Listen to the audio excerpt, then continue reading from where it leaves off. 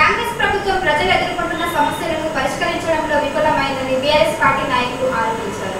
కాంగ్రెస్ ప్రభుత్వం ప్రజలు ఎదుర్కొంటున్న సమస్యలను పరిష్కరించడంలో విఫలమైందని బీఆర్ఎస్ పార్టీ నాయకులు ఆరోపించారు. మంచిర్యాల నగరపాలక సంస్థ పరిధిలోని నస్పూర్ డివిజన్లో పారిశుద్ధ పనులు ఎక్కడికెక్కడ నిలిచిపోయాయని ఆరోపిస్తూ మంచిర్యాల నగరపాలక సంస్థ ప్రధాన కార్యాలయాన్ని బీఆర్ఎస్ పార్టీ నాయకులు ముట్టడించారు. అనంతరం వారు మాట్లాడుతూ నస్పూర్ డివిజన్ పరిధిలోని పలు వార్డులలో పారిశుద్ధ పనులు చేయకపోవడంతో ఎక్కడికక్కడ పేరుకుపోవడంతో ప్రజలు అనారోగ్య బారిన పడుతున్నారని అన్నారు. గతంలో ఉన్న పారిశుద్ధ కార్మికులను విధుల నుండి తొలగించి నగరపాలక సంస్థ అధికారులు ప్రజల ప్రాణాలతో చెలగాటమాడుతున్నారని విమర్శించారు. వానాకాలం కావడంతో కాలనీలో చెత్తా చెదారంతో నిండి తీవ్ర ఇబ్బందులు పడే విధంగా తయారయ్యాయని ఆరోపించారు. బేషరతుగా పారిశుద్ధ కార్మికులను నియమించి పారిశుద్ధ పనులు చేపట్టే విధంగా చర్యలు చేపట్టాలని డిమాండ్ చేశారు. నగరపాలక సంస్థ కమిషనర్ శివాజీ తన ఒంటెద్దు పోకడలతో ప్రజలు ఇబ్బందులకు గురయ్యే విధంగా ప్రవర్తిస్తున్నారని దుయ్యబట్టారు.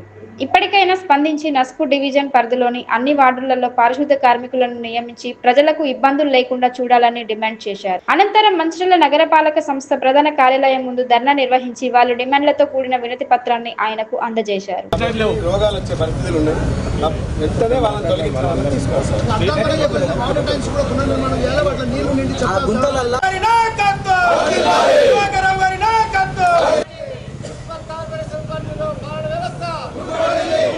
మంచిర్యాల కార్పొరేషన్ పరిధిలోని పాత నస్పూర్ మున్సిపాలిటీ నుంచి బీఆర్ఎస్ పార్టీ ఆధ్వర్యంలో నస్పూర్లో ఉన్న సమస్యలను వివరించడం కొరకై మంచిర్యాల కార్పొరేషన్ కమిషనర్ గారికి వినతిపత్రం ఇవ్వడానికి కోసం ఈరోజు భారీ ఎత్తున రావడం జరిగింది. నస్పూర్ మున్సిపాలిటీలోని పారిశుద్ధ కార్మికులను తొలగించడం జరిగింది. వారిని వెంటనే విధుల్లోకి తీసుకోవాలని, రానున్న వర్షాకాలాన్ని దృష్టిలో పెట్టుకొని పారిశుద్ధ సమస్యలను వెంటనే పరిష్కరించాలని, అదేవిధంగా వీధి దీపాలు కానీ నాలీలు కానీ శుభ్రంగా లేవు.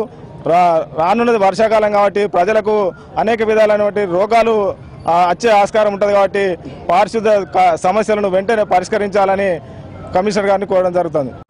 మంచిర్యాల కార్పొరేషన్ పరిధిలోని పాత మున్సిపల్ ఏరియాలో ఇలా కాంగ్రెస్ ప్రభుత్వం వచ్చిన తర్వాత ఆ యొక్క వార్డులలో పాలన వ్యవస్థ కానివ్వండి, పారిశుద్ధ కార్మికుల యొక్క పొట్టలు కొట్టే విధంగా ఇలా ప్రభుత్వం ఇక్కడ ఉన్న అధికారులు వాళ్ళని తొలగించి మరి ప్రజలు ఏ విధంగా అయితే ఇంటి పన్నులు చెల్లిస్తూ ఉన్నారు, మరి అదేవిధంగా ఆ వ్యాపార వస్తువులు కూడా ఈరోజు ఇంటి పన్నులు ట్యాక్స్ చెల్లిస్తూ ఉన్నారు. ఇలా పెద్ద మొత్తంలో జనాభా ప్రతిపాదిక కానీ మున్సిపల్ డిఎంఏ చట్టం ప్రకారం కానీ ఈరోజు జనాభా ప్రతిపాదికన ఒక వార్డుకు ఇన్ని లక్షల మందికి ఇంతమంది లేబర్ అవసరం ఉంటుంది. ఇంతమంది లేబర్ని పెద్ద మొత్తంలో గత 4-5 నెలల నుంచి తీసేయడం జరిగింది. తీసేయడం వల్ల వాళ్ళ కుటుంబాలన్నీ కూడా రోడ్డు పాలైన్లు, వాళ్ళందరికీ కూడా తిండి లేక మరి అప్పుల పాలై చిన్న చిన్న వ్యాపార కూలి పనులు చేసుకుంటున్నారు. గత 4-5 సంవత్సరాల నుంచి మరి పారిశుద్ధ్యం చేసిన వాళ్ళని పుట్టగొట్టడం ఈ కాంగ్రెస్ ప్రభుత్వానికి న్యాయమా అని మేము అడుగుతా ఉన్నాం పార్టీ పరంగా. అదేవిధంగా ఇలా వార్డులలో మరి చెత్త ఎక్కడికక్కడ వ్యవస్థ కుప్పగూలిపోయింది. వార్డులలో మరి ట్రాలీలు ఖరాబ్ అయి డీజిల్ లేక, మెయింటెనెన్స్ లేక, వీధి దీపాలు లేక పెద్ద మొత్తంలో ఇలా మరి ట్యాక్సులు వసూలు చేసినా కానీ ఈరోజు వార్డులలో మౌలిక సదుపాయాలు కల్పించిన బాధ్యత కార్పొరేషన్ మీద ఉంది.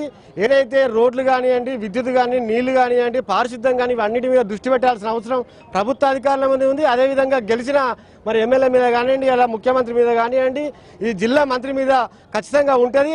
అదే రకాలం వచ్చింది డెంగ్యూ, మలేరియా చాలా వరకు వ్యాధులు వ్యాపించే మరి పరిస్థితి ఉన్నది. ఇలా మున్సిపల్ అధికారులు కానివ్వండి, ప్రభుత్వ యంత్రాంగాన్ని, కలెక్టర్ కానివ్వండి, ఇలా స్థానిక ఎమ్మెల్యే కానీ వారి మీద బాధ్యత ఉందని పార్టీ పరంగా ఇలా దివాకర్ నాయకత్వంలో పెద్ద మొత్తంలో ప్రజల పక్షాన మేము టీఆర్ఎస్ పార్టీ పరంగా ఇలా మున్సిపల్ కార్పొరేషన్ ఆఫీసు ముందు మరి వారికి వినతిపత్రం ఇవ్వని రానున్న రోజులలో ఈ సమస్యలు పరిష్కరించకుంటే పార్టీ పరంగా మేము అంచెలంచెలుగా మరి వీధి పోరాటాలు, వార్డు పోరాటాలు కూడా చేయాల్సిన అవసరం ప్రతిపక్ష పార్టీగా మా బాధ్యత కాబట్టిగా మేము ఈరోజు ప్రభుత్వ అధికారులకు విన్నవిస్తా ఉన్నాం.